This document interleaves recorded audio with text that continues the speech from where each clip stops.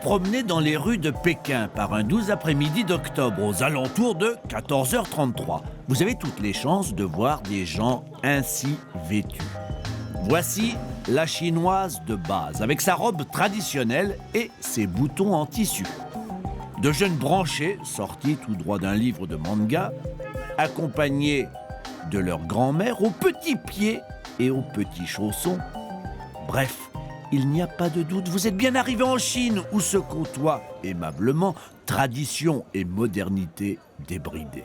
Mais si vous vous rendez en compagnie de Juan Husin, cinéaste et observateur attentif des habitudes vestimentaires de ses compatriotes, au centre-ville, à une terrasse de café, au bord du lac Chicha, vous verrez qu'au-delà de ces apparences bon enfant, les vêtements chinois sont des carcans dont on ne peut s'échapper. Vous voyez cette fille en mini-robe blanche? C'est typiquement une interprétation ratée de la mode occidentale. Mais on s'aperçoit à quel point le peuple chinois veut suivre la tendance comme tout le reste du monde. Et là, cet habit qui a l'air traditionnel est en fait un uniforme de vendeuse.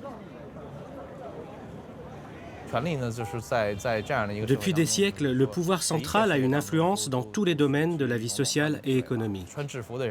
Celui qui porte un uniforme représente le pouvoir et l'autorité. Donc tout le monde veut avoir le sien pour se valoriser.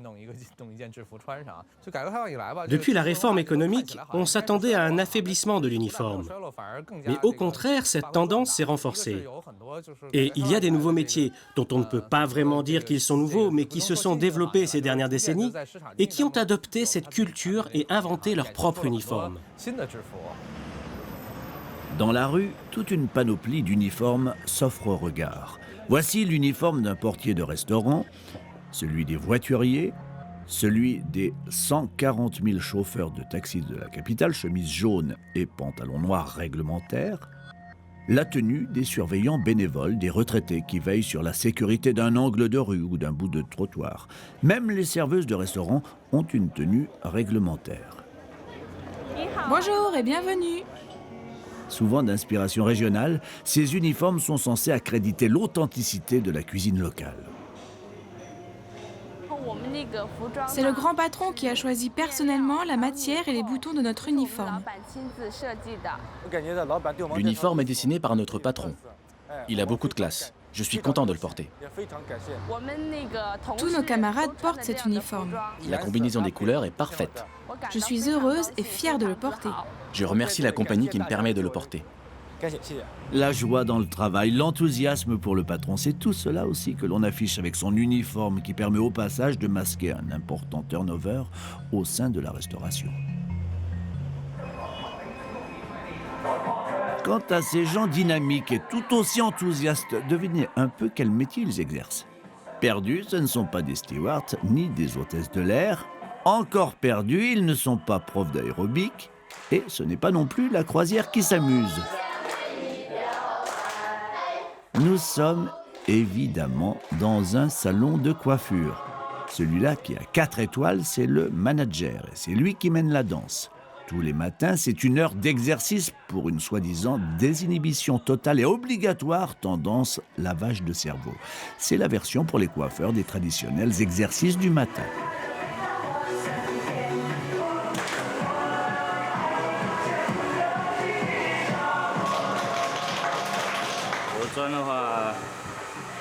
Au niveau de la tenue, il faut avoir le grade, la chemise blanche, et selon le règlement, le pantalon noir et les chaussures noires. Ici, le grade n'est pas une fantaisie, mais correspond à la hiérarchie de l'entreprise et à la grille des salaires. Ces jeunes coiffeurs, souvent d'origine paysanne, tentent de prendre leur ascension dans les grandes métropoles. Ils font partie d'une nouvelle armée, celle des travailleurs migrants.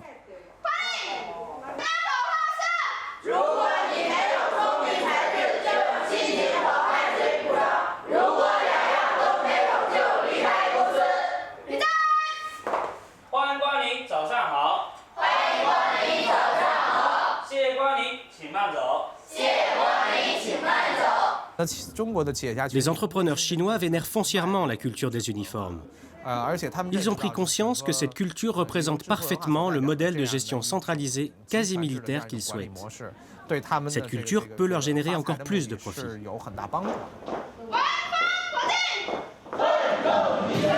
La culture d'entreprise est un recyclage de la culture militaire révolutionnaire. Et l'uniforme, symbole de l'unité, est glorifié dans les entreprises comme dans le pays tout entier.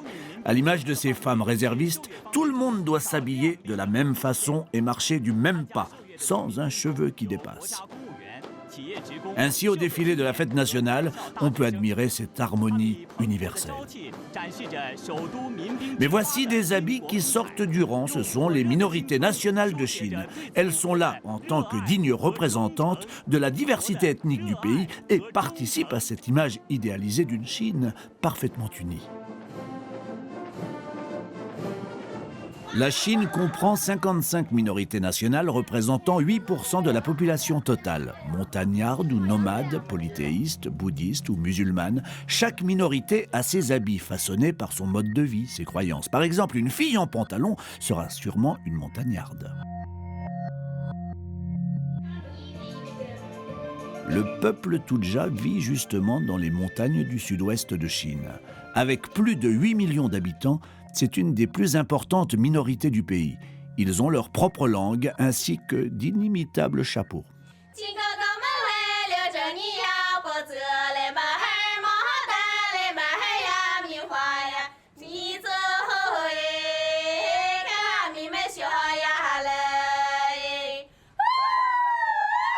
Hélas, cette délicate pastorale ne s'élève pas dans l'air pur des montagnes, mais en plein cœur de Pékin, où l'État chinois a construit un parc touristique qui reconstitue des habitats traditionnels avec minutie. Dans une chorégraphie courte et efficace, on peut apprécier d'un seul coup tous les habits de Chine. Dans la vie de tous les jours, je ne m'habille pas comme ça. Je suis comme vous. C'est parce que le parc des minorités a un règlement. Nous ne pouvons pas porter les habits traditionnels en dehors du travail. Même chez nous, on ne les voit que dans des villages reculés, mais plus en ville. Malgré les 30 ans d'ouverture économique, on peut encore percevoir dans les rues de Pékin l'héritage vestimentaire d'une autre époque. Le fameux costume Mao, ou du moins c'est ainsi qu'on l'appelle chez nous. Ce costume, aussi connu que le petit livre rouge, contient tout autant de messages politiques.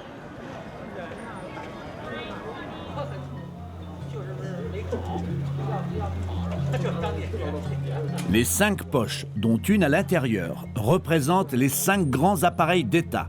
Le rabat des poches supérieures en forme de pointe de pinceau représente l'éducation du peuple. Pas de fente ni à l'arrière ni sur les côtés du costume Mao. Voilà qui signifie bien sûr l'unification du pays. Ce n'est pas Mao qui a inventé le costume Mao, mais Sun Yat-sen, le père de la Révolution. D'ailleurs, en Chine, on ne l'appelle pas costume Mao, mais costume Sun Yat-sen. Mais c'est bien le grand timonier qui a lancé la mode dans tout le pays. À cette époque, on se devait de suivre le chef en tout point. Et très vite, la mode du costume Sun Yat-sen, récupérée par Mao, s'est répandue du haut en bas de la société.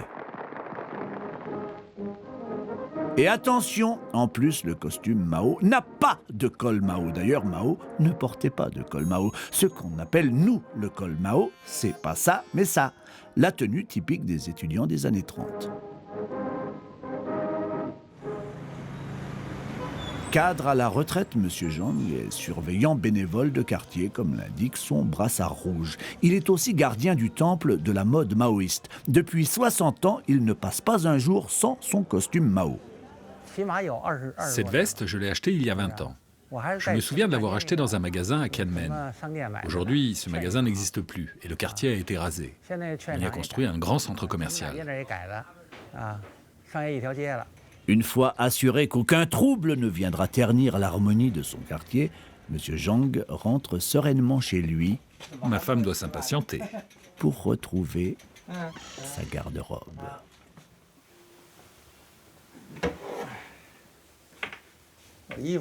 J'ai beaucoup de vêtements. Regardez, celui-ci est moderne. Et celui-là est de style militaire, avec des poches cachées. Et regardez, celui-ci est plus clair. On peut constater que le costume Mao évolue, il n'est pas monotone. Quand j'en vois un qui me plaît, je l'achète.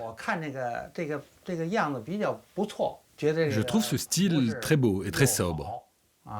C'est pour ça que je l'adore.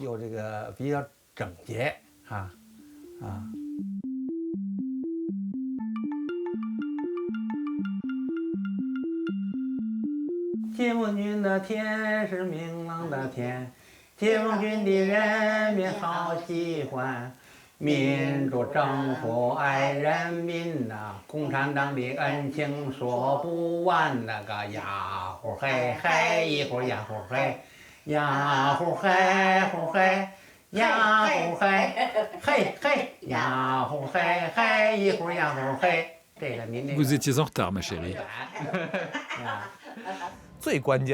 Dans les occasions très officielles, autrement dit quand la Chine doit montrer les dents et les muscles, le chef d'État va s'habiller en costume Mao. Ainsi, pour le défilé militaire de la fête nationale, le numéro 1 s'habille toujours en costume Mao, tandis que les autres membres du comité central ont leurs propres uniformes. Costume cravate, rouge de préférence la cravate. Malgré sa connotation révolutionnaire, le costume Mao est inscrit dans notre mémoire collective. De nombreux Chinois ont fait faire leur costume Mao pour des occasions particulières, surtout pour des échanges internationaux. Ils le portent à ces occasions. Moi-même, je n'ai pas pu y échapper. J'en ai fait faire un aussi que je porte pour les festivals de cinéma pour recevoir des prix. Et c'est aussi parce que la coupe met en valeur l'homme chinois.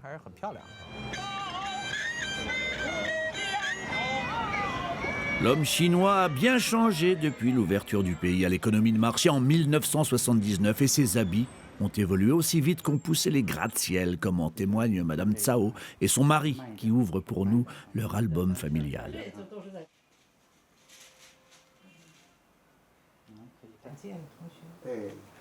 Là, c'est déjà dans les années 80.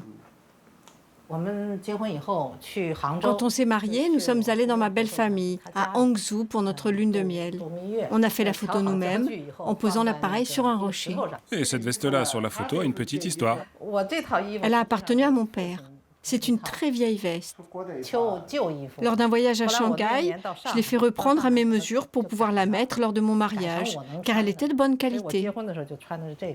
Entre 1949 et 1979, il était interdit de porter une robe de mariée. Toute volonté de se distinguer rendait la personne hautement suspecte. Mais les rêves de princesse sont plus forts que les costumes gris du grand timonier. Des couples de notre âge se font prendre en photo en tenue de mariée, comme une séance de rattrapage. Donc nous avons refait cette photo quand nous avions autour de 50 ans. On a pu être au moins une fois dans notre vie à la mode et romantique.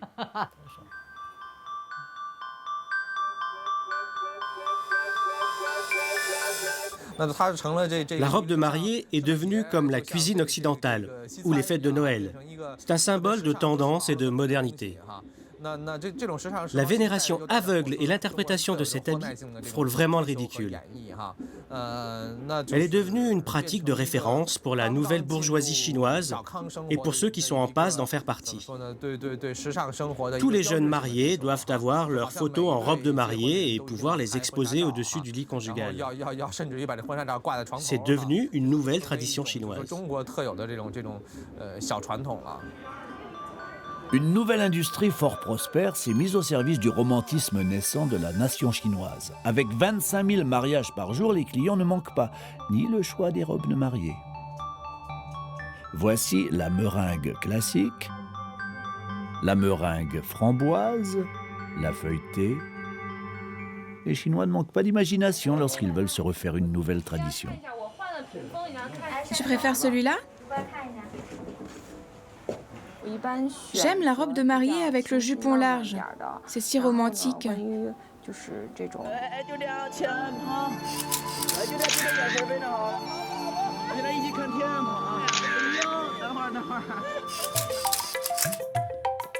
Pour l'album photo de mariage, les jeunes mariés se choisissent aussi d'autres tenues. Ils s'habillent en diplômés d'une grande école sur un campus, en étudiant des années 30 avec le fameux col Mao. et ne reculent pas devant l'uniforme soldat défendant la Grande Muraille.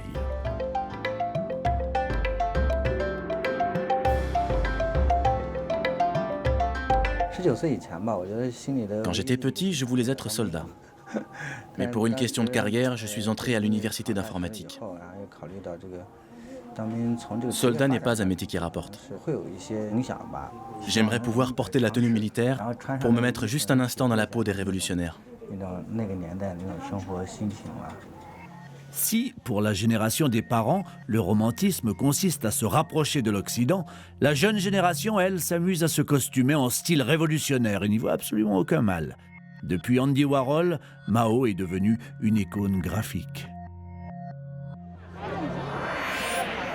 Et puisqu'on y recycle tout, les vêtements contemporains récupèrent forcément des éléments traditionnels. C'est la passion de Michel. Son tailleur personnel vient aujourd'hui lui livrer sa énième robe chinoise. J'aime beaucoup son travail, il m'en a fait plein d'autres.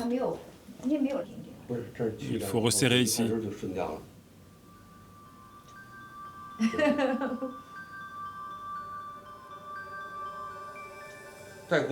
Dans tout le pays, il n'y avait que mon maître et moi qui connaissions la coupe à plat de ce modèle.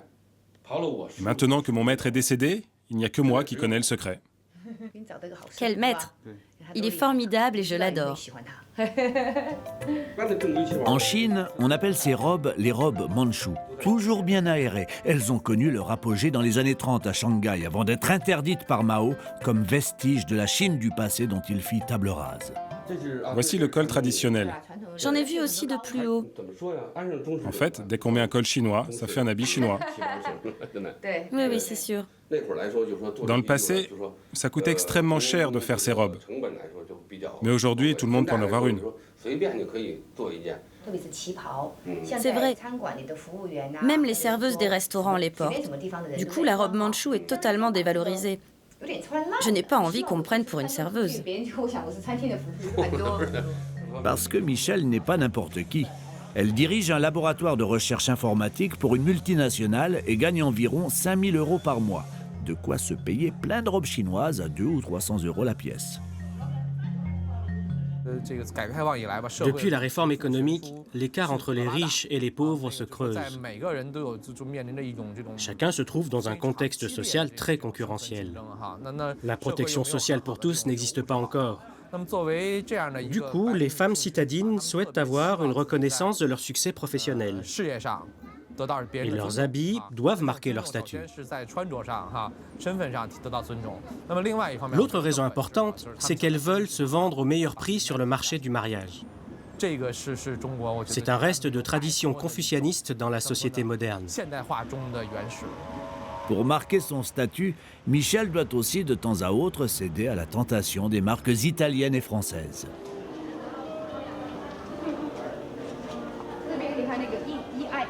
C'est elle qui me guide dans mes achats et je suis sa meilleure cliente. Mon premier poste de dépense, c'est le crédit de mon appartement aux États-Unis. Et les habits viennent ensuite. Comme de toute façon, on mange pour pas cher en Chine. Les grandes marques internationales nous plaisent, bien évidemment. Armani, Burberry, Miu Miu et Prada sont des incontournables. Appelle-moi quand ce sera prêt.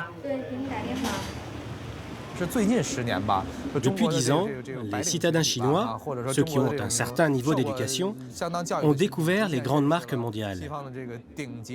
Auparavant, ils n'y connaissaient pas grand-chose. Et là, c'est la leçon de rattrapage. Les Chinois veulent tous posséder un ou deux habits de ces grandes marques dans leur garde-robe. Mais les prix ne sont pas à la portée de tout le monde. Du coup, le décalage entre ces envies de posséder et la réalité du pouvoir d'achat donne lieu à un marché impérissable, celui de la contrefaçon. C'est ainsi que cohabitent les vrais et faux des plus grandes marques internationales dont les noms sont imités avec une imagination sans limite. Au pays des idéogrammes, il est important d'avoir des grosses lettres ou des caractères inscrits sur ses habits.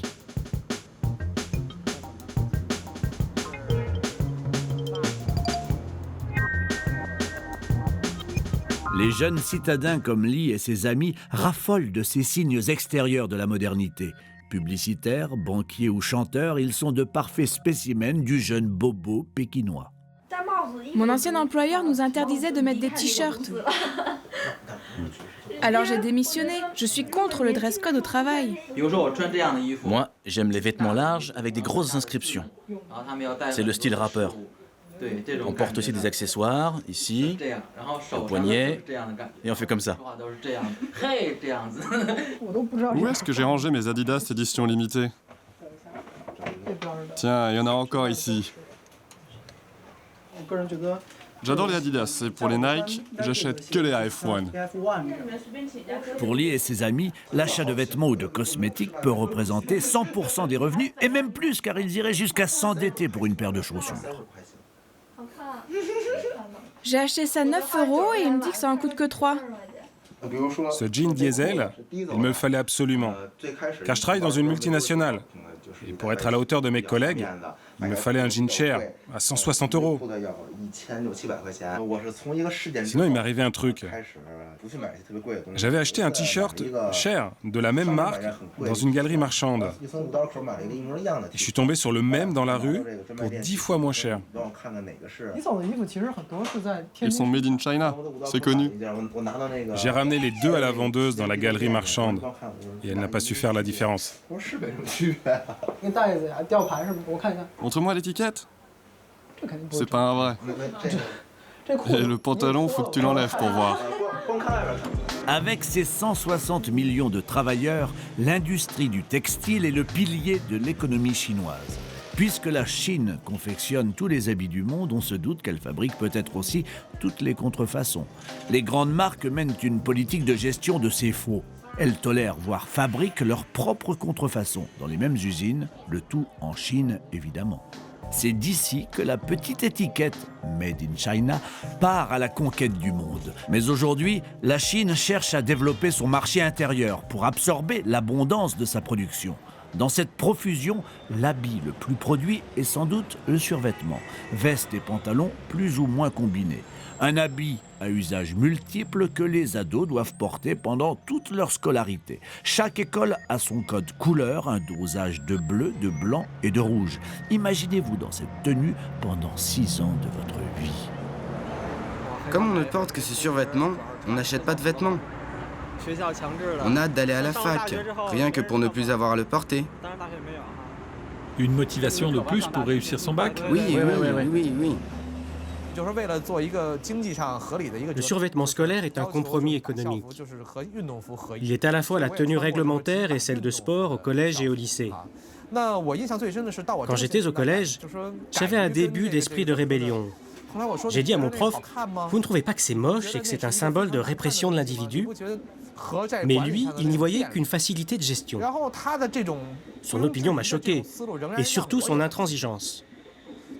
Comment une personne peut aimer cette tenue sous prétexte que c'est plus pratique? Une fois le bac en poche, la rébellion post-adolescente donne de la voix dans l'empire du milieu, comme ailleurs.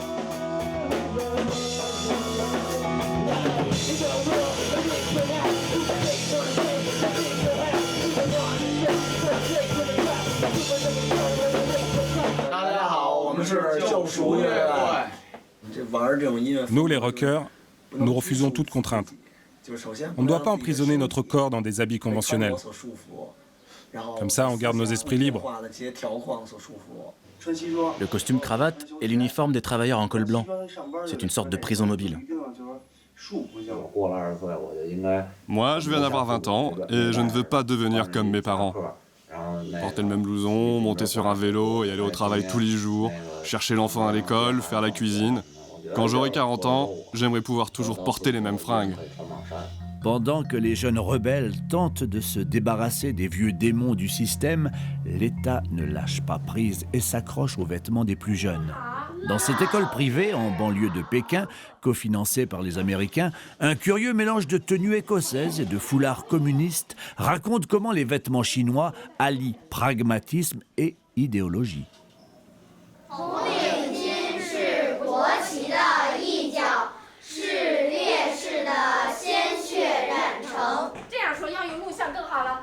C'est ainsi qu'on peut être un bon communiste dans sa tête et bien dans ces pompes capitalistes.